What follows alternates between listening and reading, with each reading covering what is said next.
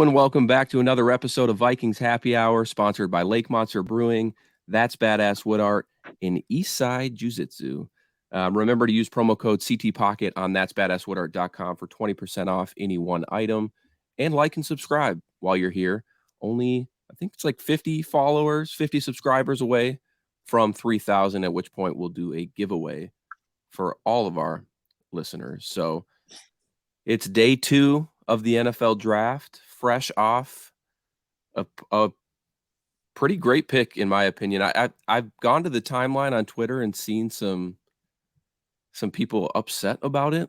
I don't think people don't like the pick. I just think that they feel defense was so bad last year that we need to compensate for it.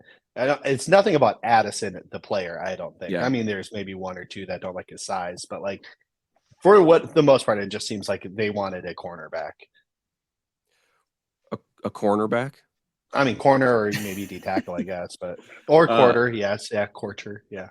I was going to say the one thing I'll say about like them not going defense, and I think Miles, you either tweeted it or you said it last night, and I just had too much whiskey and didn't remember. But I almost woke my kids up last night. I was screaming too much. My wife was pissed. She was like, "If you'd woken up the kids, I'd have killed you." And so now I have to put this episode as a explicit because you dropped the F-bomb. My bad. I didn't mean to. No, it's okay. But the fact that we have Brian Flores, I think, gives Kevin O'Connell and Kwesi a lot more confidence about where the defense is going to be next year. But also, I was on a different podcast after our show last night, and I just said I think they really trust the draft class from last year to come in and make an impact. Well, whether it's Lewis Cine, whether it's Booth, whether it's Caleb Evans, and so on and so forth. So that's probably why they felt like we're Addison essentially was the getting right like position. 2 draft classes in one, right? I mean, Yes. not essentially. Like Booth didn't really play at all, so yes. Lewis Cine None of really those guys played at all. Yes, Evans played a bit. He played about half the season, like off and on.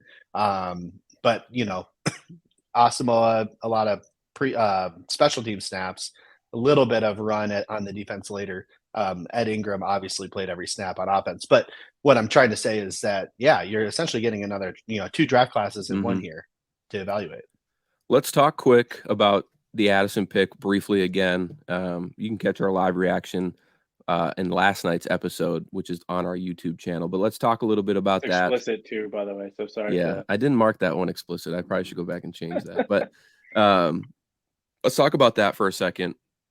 Report came out today that there was trade interest from other teams to move up.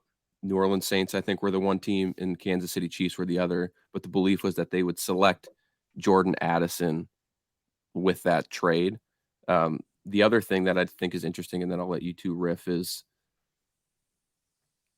take it with a grain of salt, but when they released the video of calling Jordan Addison, Kwesi, and Kevin O'Connell in the war room, Kevin O'Connell was pretty confident in saying, like, I told you we'd get you. Like, and I don't know if that's just hearsay, if they just say that to every prospect that potentially they're going to take, that when it comes to fruition, they said, like, I told you we're going to get you. But I don't know. There seemed like some genuine, like, some way, somehow, we were going to get you. So I wonder if Jordan Addison was always the plan for them. Yeah, I mean, potentially. I obviously have no idea, right? We're not in the war room. We don't have any insights to this. But yes, to your point, you heard them multiple times say we stuck to our plan, right?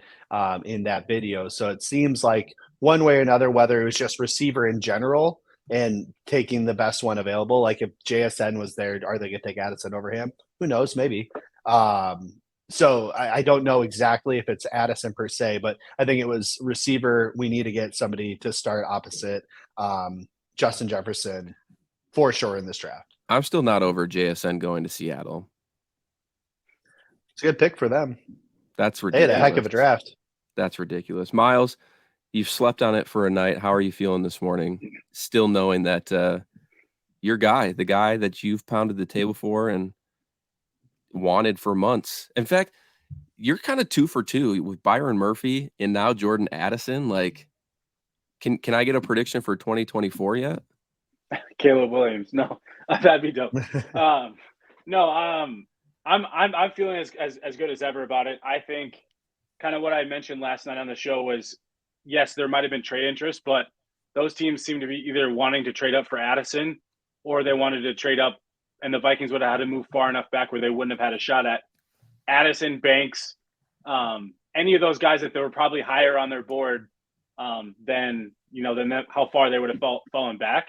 And at that point, it just made it not worth it. And looking at what the Chiefs might have had for what the Vikings would have gotten back to move up.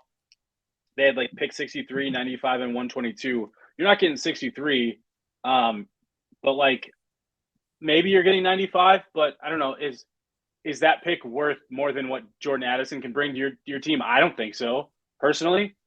And clearly the Vikings didn't think so either. If that was the offer, I don't know what the offer was, but kind of speculating there. And then same with the Saints. The Saints didn't really have many picks either, so there wasn't really much like leeway or like what was the actual push for the Vikings to move back. And then kind of what I said before is it felt like there's a clear tier break after Jordan Addison. There's that run on receivers, like you said, JSN, Quentin Johnston, and Zay Flowers. All three of those guys. Those are the top three wide receivers in the draft class. At least like 3 of the 5 were off the board. So did you hear that was NFL history? There's never been a draft where 4 receivers have been taken in consecutive order like that. Oh, really? I didn't.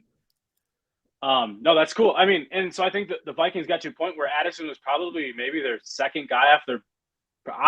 I'm assuming that Jordan Addison was their second rated wide receiver in this class based off of how he plays and how they're gonna utilize him.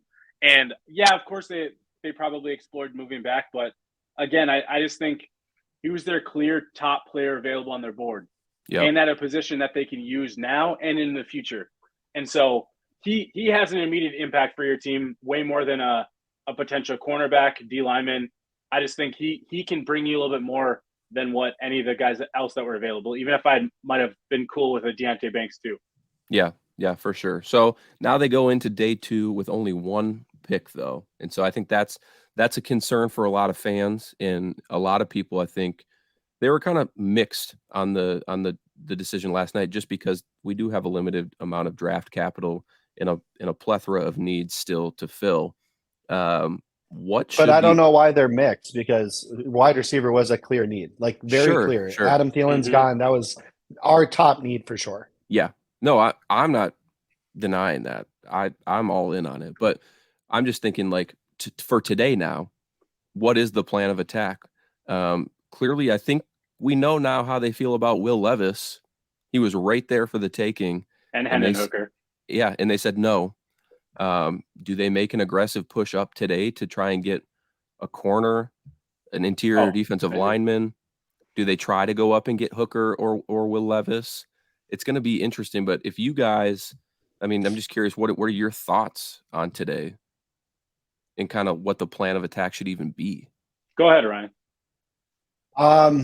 I mean, there's a couple different ways you can go. Obviously, we still don't have a resolution on what's happening with Zadarius Smith or Dalvin Cook, whether that's going to happen this weekend, whether that's going to happen post June 1st, whatever. We kind of talked about that last night. Without knowing like all the capital we have, I don't know if we can move up or not, right? So that makes it a little bit more difficult. Yeah. However, if you stand pat or do a small trade up because we have limited resources, I think it's got to be for a corner or D tackle. Those are, I think, our next 2 biggest needs.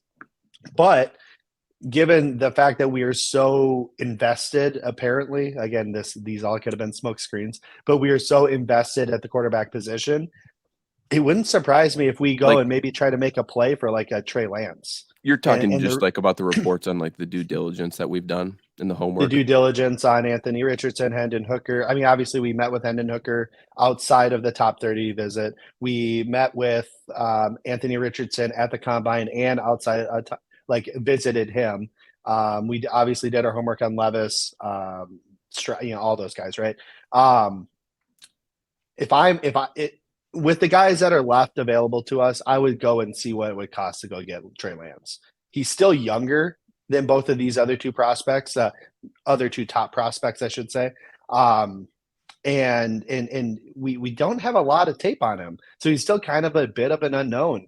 But I think he was picked number 3 for a reason. He has all the tools in the world to be a successful NFL quarterback under the right tutelage. And I think that there could be some interest there. So if I'm we going can to play make it devil's work, advocate.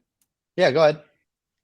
If we trade for Trey Lance, I'm not really worried about the draft compensation because I don't think it's going to be a dramatic amount. But he's going to sit behind Kirk Cousins again, and that means by the time he like throws a pass for the Vikings, most likely it's going to be almost like 5 I mean, I guess he played one game last year before he got hurt, but it's going to be like 5 years since he's played meaningful snaps at the Well, quarterback he position. started a game his rookie year, I think 1 or maybe 2, and then he played last year in I think it was one the and a half first 2. games. Yeah, 1.5. That's what it was. Yeah. 1.5 games. He got hurt in like second quarter, I think, or late first quarter of the second game there. Yeah, you're right. And then he didn't play football. Basically, he played 1 game of football the year he got drafted. So yes, you're right. There is concern there, but again, the age, the skills, the tools, right? I mean, some of us were willing to trade way up for Anthony Richardson, and I'm not trying to say Trey Lance is any sort of athlete that Anthony Richardson is, but he seemed to be a little bit more, well, probably as refined of a passer and still a very good runner in his own right. So if we're willing to basically bet, because we have 15 games of like college tape on Anthony Richardson, why not do that for Trey Lance, who's still only 22? He's only a year older than Richardson is. Yeah, He's I agree with you. I'm just year younger than Levis, 3 years younger than Hooker. So if quarterback is truly one of those things that we really want to get shored up as much as the media had said we wanted to, then I think Trey Lance is a play here on day 2. Miles, what's your idea on day 2? And we talked about maybe doing a mock draft, and I'll get it set up. I think a round 2-3 mock draft could be fun just for today. But what are you thinking?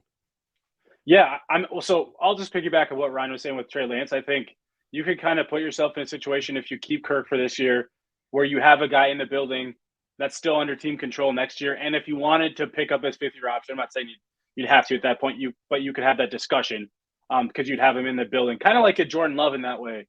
Like, you have a guy with upside, you have a guy that has, ability. And I think that would just give the Vikings that flexibility next year. But I also wouldn't hamstring them to the point where they'd have to stick with Trey Lance for the long term. It's just, if you can get him for cheap enough, you're like, hey, we have a shot to, get him in the building, see what we like, see if we like him, see if we could develop him into the guy we want. But again, that we don't need to get too deep into that but I wouldn't be surprised if the Vikings were one of the teams that are still like interested in that type of scenario, because Lance does have top 5. Here's a top 5 pick. He's got those traits and he's got that ability. And I think the Vikings, when they look for that quarterback, that future quarterback, it's not just going to be a safe guy. It's going to be a guy that has the upside to be if that upside hits, it has an upside to be a top tier quarterback, not just a middle of the road type quarterback. It's clear that they want to shoot higher than that. So Lance does have at least that. But fast forwarding to today, when I think the Vikings could be looking to do, I think it's defense. I think it's defensive line, cornerback, kind of like we touched on. I think those. Do you have a preference? It really depends on how the board falls. But I it was weird yesterday. It was super weird. But I think cornerback is still a position that has a lot of really good names. I know the Vikings don't have a 2nd-round pick, but that should push even further into the 3rd round. Maybe the Vikings move up from 87 to get to a top, 75 pick. Who knows? I don't want, but the one thing I will say is the one thing I don't want to see the Vikings do is use future draft capital to move up. They're not good enough to make that type of move unless it was a quarterback. But even at that point, I don't think Will Levis and Hendon Hooker are worth that. Yeah. So that goes back to Ryan's point about trading players. You trade players to get additional draft capital if you're going to do that, but don't use future draft capital, kind of like what Kwesi did with Rager and Ross Blacklock last year. I'm not even like saying those are like awful trades, but don't for Caleb Evans, they used a future 4th to go get a Caleb Evans. Don't do that type of trade, in my opinion, to go up to get one player, unless that player is like, Joey Porter. I wouldn't hate a future fifth, future fourth, whatever that was. Cam Smith, yeah. Keanu Yeah, like Benton, those guys, yeah. I could see it, but I just prefer not to, because I think if they don't come out of this draft with a quarterback and they whatnot, I want as much ammo next year as possible. Yep, to go Because for that's one of the issues the Vikings ran into this year. I know getting up to 3 from 23 would have been damn near impossible, but like they just didn't have ammo. And Yeah. when you don't have ammo, it's really hard to make it as aggressive move as they might have wanted to. And so I just don't want to lose that flexibility. But I think kind of let the board fall. I don't think they need to get too crazy. If they want to move up to go get a corner or a D lineman, I have no problem with it. Just I don't think they need to move up too high to do it, just because I think the way the board's falling right now into round 2, there's just a lot of still good talent that the Vikings could use. Well, let's do it. The only way I'm trading up, and sorry, you can fire it off if you'd like, but the only way I'm trading up much is if it's for one of those 3 guys we mentioned, Joey Porter Jr., if he just has a free fall, and then you have to understand why. Why is that free fall happening? Cam Smith, the other, Keanu Benton, the other. If any of those 3 are available in the late second, I would see what it would cost to just get up. Late second's going to be hard to get up to. I know, for sure it will be. Yeah, early to mid third, I could definitely see it. All right. Well, I'm going to click the start. We're just doing a round 2 and 3, even though we only have pick 87 technically for day 2 here. But let's give it a whirl and play through it. I think my buddy Carter, he had actually done that. So Joey Porter Jr. goes right off the rip, by the way. Saw what it would take to get. It would take every one of our draft picks that we have left for this draft to get up to 62. This mock is screwed because they have the Colts taking Will Levis. Yeah, it's just because it still probably has neat. That is super weird. I mean, who cares? It doesn't really impact us. I want to stop quick. Hendon Hooker, Will Levis off the board, Joey Porter off the board. Still feel confident kind of going? Or do you want to try and move up here? Yeah, we're not going to trade up. No. It's too much. We just don't have the resources. They don't have the resources to move up 40 spots. Not with that. I mean, we could do an unrealistic trade and make it happen, but anything is possible. Cam Smith to the Packers in this mock draft. Go ahead and trade Dalvin Cook for a second-round pick. I'm sure that the simulator wouldn't mind that. Packers low-key crushing this draft. Did they take Darrell Washington? Yeah. And they who did they take in the other pick? Cam Smith. I'm intrigued to see how today unfolds. I think we find resolution with the Cook stuff, though. I think that's the key to making anything happen today. Otherwise, you're just going to be sitting there, twiddling your thumbs into the third round, waiting for. But I don't even know if that happens today. That might happen tomorrow, right? Like, Dalvin. I feel like it has. I feel like it has to happen today. Why? What's that? I missed it. What was the question? A resolution with Dalvin Cook, because if you want to do anything on day 2, like you're going to need to trade him in some capacity. I feel like, but we're not getting a day 2 pick for Dalvin. Yeah, I'm not saying you would, but no, but maybe use him. You'd use that for ammo, or maybe. you'd take 87 and Dalvin Cook to go somewhere. Sure. Yeah. But I agree with you, Ryan. You're not flat out getting like a third round pick for Dalvin Cook. More than likely, like I highly doubt that you are. Yeah, I mean, the consensus is it's probably Miami that's trading up for him or trading for him. So Jartavius Martin, damn. Yeah, we probably should have paused this, but no, it's all good. I think it's okay. I mean, we can go back and look at names and kind of like we can assess that position too. Like, hey, would have this been a spot the Vikings could have looked at moving up to? Sure. Rather than like playing it out, I think we just play it out and kind of see how the board we're stuck is now. All right. Yeah, that's cool. So here we are, and ignore this guy right here. Go up though, just like scroll up through the round 3. No, like like the picks that have been taken, and like let's just stick in the third round. I would ignore the second round just because I don't think we're gonna. Yep. So Henley, we've talked about him on our top 5 prospects for the Vikings. Would love him. Ika, the defensive lineman from Baylor. I think a lot of people like him, which again, I don't not like him, but I don't think he's significantly better than like a Broderick Martin, who you can get in like the 5th or 6th round potentially. Sure. Who knows? He might go in the 4th, but or Gerard Clark, right? Like, both of those guys are like actually longer, so probably better for that D tackle position to have the longer arms. Yeah. And just as powerful. So Picks 69 through 71 is probably a nightmare it's for us. I would But have traded up for Benton for But sure. that's what I mean. That's like Yeah. one of those situations that maybe you trade up. Yep. You see one of them go, and then you move up to go try and snag somebody else. But like, Right. yeah, we've heard about Miles talking about Jatarius Martin, Darius Jatavius, Rush. but that's Sorry. Jartavius. It's Quan. Just call him Quan. But Okay. I mean, Trenton Simpson too, the linebacker. I'm not. Yep. Like, I don't think. I think he's a good player. I'm not saying they need to take a linebacker, but I wouldn't be opposed to it if the right guy was there. Again, future need. Yes. All right. So I'm going to look at the actual draft board here, and I'm going to start at corner. Corey Trice has come up a lot recently on our podcasts, Miles, with you, with Daniel House. I was a big stan of Garrett Williams. I understand that the ACL injury can, be a little bit of a concern. You're not always sure how people can come back from that. Sticky player, though. I like him. Yeah. Riley Moss is probably too soon. Eli Ricks probably too soon. It's funny. Eli Ricks was touted as like a first round pick at one point too long ago. Mm-hmm. Yeah, I still like his game. I like Clark here a lot. I think you could go get a nickel corner. You don't think you could get him in round 4? I honestly think he might go higher than that in real life, but I'm also going to take a look at interior defensive line quick.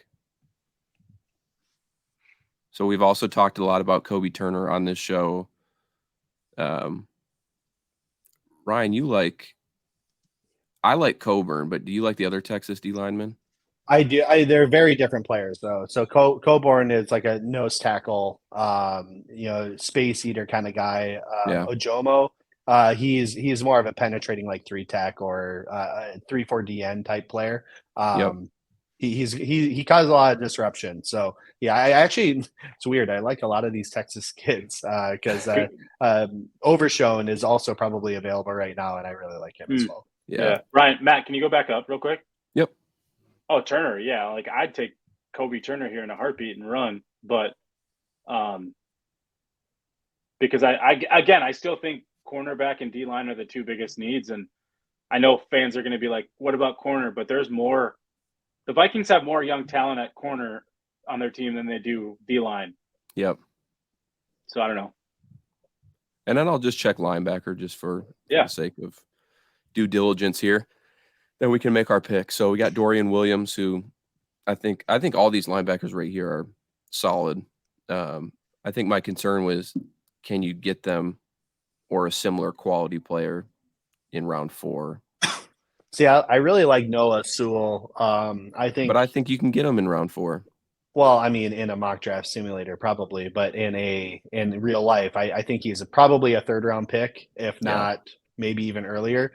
He's still only he might have just turned 21, but yeah, he's like really young, and just loads of talent, oozes potential, really good blitzer, pretty good in coverage. I'm a big fan of him, and obviously, if we wouldn't have taken Addison in the first, Marvin Mims would be the player, but.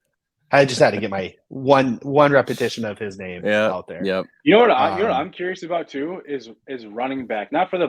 Maybe not as much for the Vikings, but I think with seeing 2 guys go in the top 12 with both Bijan and Jahmyr Gibbs, I wonder if like Tyjae Spears and some of those other guys are going to be moved up the board because teams seem to clearly want running back more than maybe what we've seen recently, and this is a good running back class. So I'm just curious about the running back position tonight. 100%. I agree. Yeah, it should be an interesting play. So I think the agreement here is probably Kobe Turner. Personally, I would go corner here, but okay. I like Kobe Turner, but I would go corner. Who are you taking, Ryan? Either Trice or Hodges Tomlinson. I mean, let's do it. I'd be cool with that. I mean, so for myself, because I feel like we have not talked about Hodges Tomlinson that much. Yeah. So he's getting like knocked a bit just because he's so small. So you're taking a risk. I think he's 5'9". He's been a primary boundary corner, outside corner, but for everything that he is from like a small compact size, he packs a lot of punch. He's feisty. He's not like the fastest burner in the world, but he's quick enough and agile enough to kind of move around. I think he ends up playing slot in the NFL, just given his size limitations. But I mean, think of the attitude and the feistiness I think he brings. Maybe not as much trash talk, but like he brings that feistiness of Jair Alexander. Okay. And he's very sticky. He won best cornerback in college football this year for a reason. And if you actually click on his profile, you can actually look at some of the PFF ratings he's had.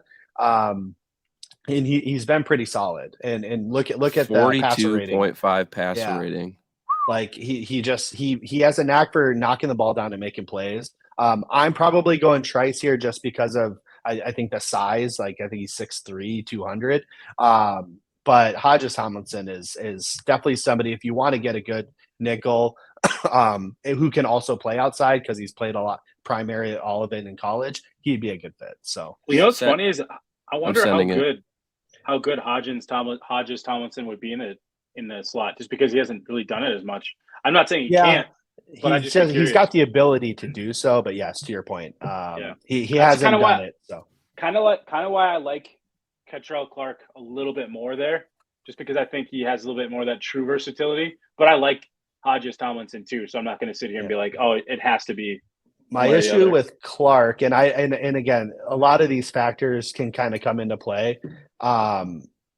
Is when you look when I've watched him on tape, he's got everything that you want. Again, he's also a guy that's in your hip pocket. He's feisty and whatnot. For whatever reason, I just don't think he was finding the ball as much as he probably should have. Like, I mean, if you go and look at some of those like passer ratings and things against him, I mean, they're all in the 90s, hundreds. And granted, passer ratings, whatever stat, but clearly people were making plays enough for them to be able to give the stat of the opposing passer for that. But again, it could have been scheme. There's a lot of things that play into it that you can't just take that number for what it is, which is why I would hedge Hodges Tomlinson, or if a Clark Phillips is there, he was also very good and at that position. But hey, if they went Clark, I'd be happy, because all the measure or the explosion and then just like what we saw on tape at the Senior Bowl, right? It was the Shrine Bowl. East-West. Yeah. Shrine Bowl. He was just, knocked out of the park. So yeah, sweet. Well, and if Jordan Reed's gonna endorse him, because he endorsed him on our show, well, not our show, but the with final Jason, score, final score. Then that's an A-OK evaluation by me. For sure. Absolutely. Well, any final thoughts as we head into round 2 and 3 this evening?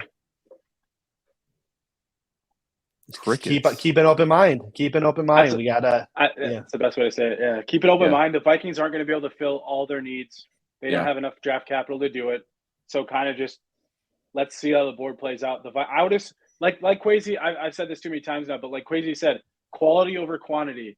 So don't be surprised if maybe they make more picks, like one pick tonight and a couple of picks in the 4th round tomorrow, but they're not really doing much in the 6th and 7th round tomorrow because they've kind of solidified the guys that they want to make sure that they get. 100%.